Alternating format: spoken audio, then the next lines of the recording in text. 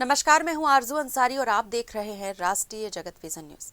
राजधानी रायपुर के नया रायपुर क्षेत्र के सेंध गांव में अतिक्रमण हटाने को लेकर ग्रामीण और पुलिस आमने सामने हो गए। एनआरडीए प्रशासन पुलिस बल के साथ मौके पर पहुंचा, जिसके बाद ग्रामीणों में भारी आक्रोश देखने को मिला।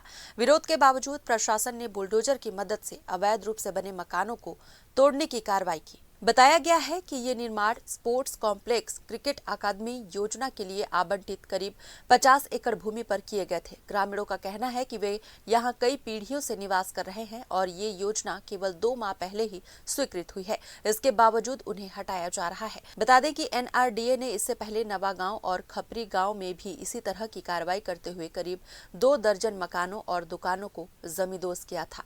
लेकिन अब इस मौजूदा कार्रवाई के चलते इलाके में तनावपूर्ण स्थिति बनी हुई है और भारी पुलिस बल तैनात किया गया है। फिलहाल इस खबर में बस इतना ही। देश प्रदेश की खबरों से अपडेटेड रहने के लिए हमारे चैनल को सब्सक्राइब करें और नए खबरों के नोटिफिकेशन के लिए बेल आइकॉन जरूर दबाएं। नमस्कार।